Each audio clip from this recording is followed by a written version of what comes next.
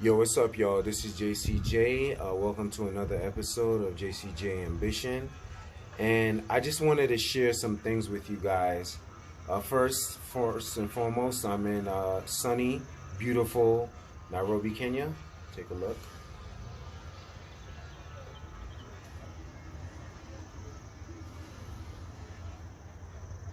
And, I've just come to the realization that at the end of the day, you just have to connect with people that have similar mindsets like yourself and people that have similar values like yourself.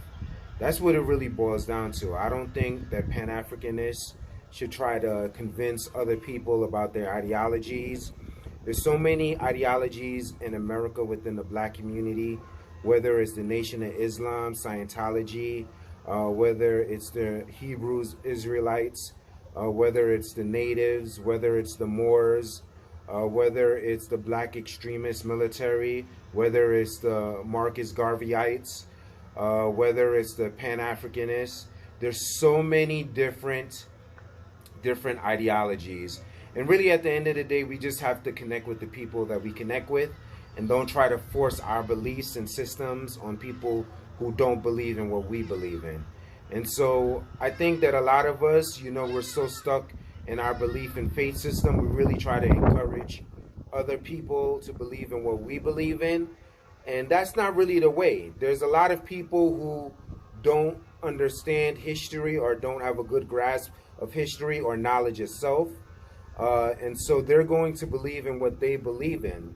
And they're not going to understand necessarily where you're coming from. And that being the case, it's very important to take that into consideration when dealing with other types of people. Don't take things too personal. Let just people be who they are. And if you have similar value systems, you can get along with each other and build. And if you don't, then you can't get along and build. I've had a few situations here on the continent, and I'm going to speak with my own people as far as Black American tribe. Where I've run into one person who lived in Fort Portal, Uganda, Black American, and we didn't really see eye to eye. This person and I didn't see eye to eye. They remind me of some people back home that I would never mix with, and they're like a broke no-tech, where they were just wanting to live in the village and not work, and just live off of the earth and stuff like that. And that's not what I'm all about. I'm all about, if currency and money means something in this society, real estate, stock, or having assets, I'm going to get it, at the end of the day, and I'm going to make things happen. And some people are just okay with their situations, and I'm not.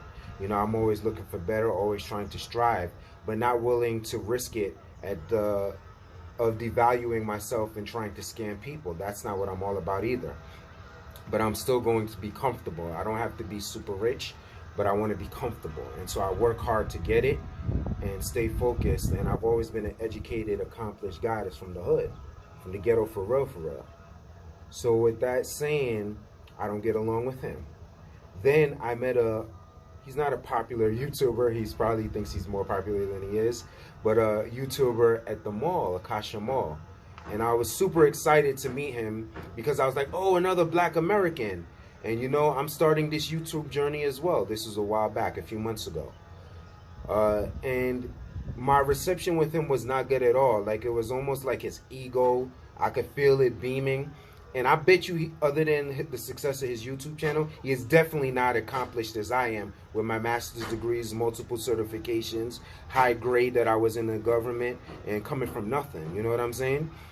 But he probably thought of himself as that, and he looked at me as nothing. It was just his demeanor and his responses, and he seemed to be in a rush, like he didn't want to interact at all with another Black American, which to me was kind of sad, being that there's very little of us in East Africa, especially in Uganda.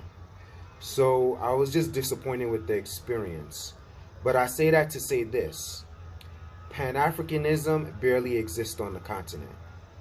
Now, some people may say, oh, it barely exists in America. I just told you guys with all the different fractions and the different ideologies in the States. And that may be true to a degree, but it exists probably more in Black America than anywhere else.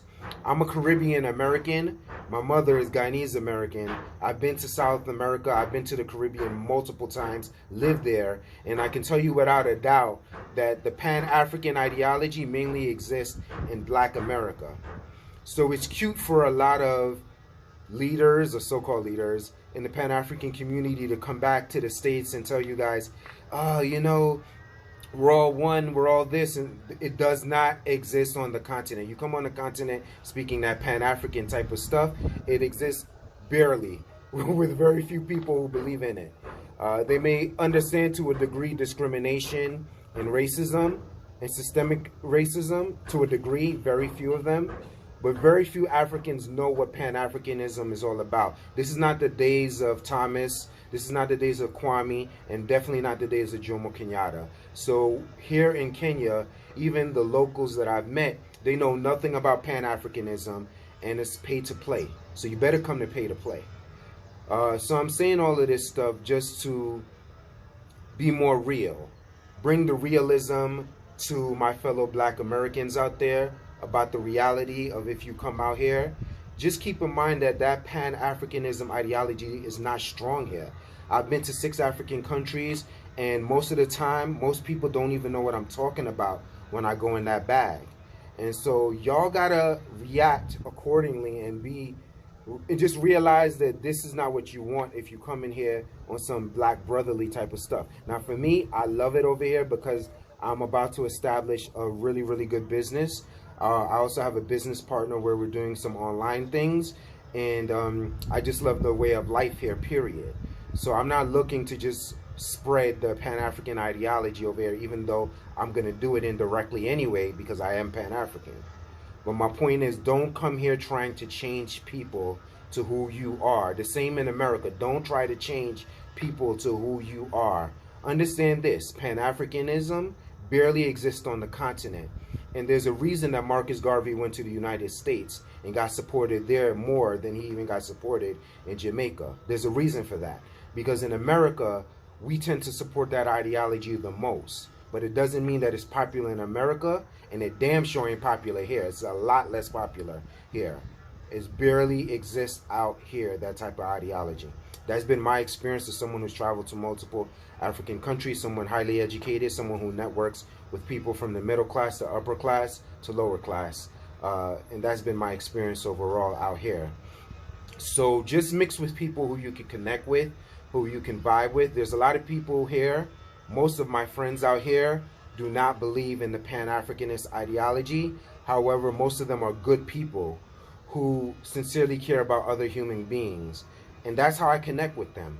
I connect with them just on the fact that they care about people as a whole. They're good people, and they want to do good business. The ones that I connect with, rather, and vibe with and network. So when you come out here, don't necessarily think that you're going to be able to come here and bring forth that type of mindset and you try to change people into what you believe. I don't think there's anything wrong with exposing people and sharing knowledge, but when you start to preach it and you start to try to change people to who they are, you're going to get a hard realization about life out here in Africa. And if you think it's bad in the States, in America, it's twice as bad out here, where people mindset is even worse, where they don't necessarily think other races or other people necessarily want to do certain things and get ahead, or if there's a power struggle. You know, people don't necessarily think like that out here. They just think of people as just human beings. And we're all Black out here, so it's not like it's something you're bringing to them and saying, hey, brother, man. I'm just being real. This is my experience. Pan-Africanism does not exist on the continent. You can share your ideology. I do that all the time to everybody I meet. And as you guys know, I have tons of friends that are of different ethnicities. Some of my friends who even watch my content that's geared toward people of color, but they still appreciate that I care about them and they care about me, and we could vibe. And that's kind of on the same length and level that I chill with people out here.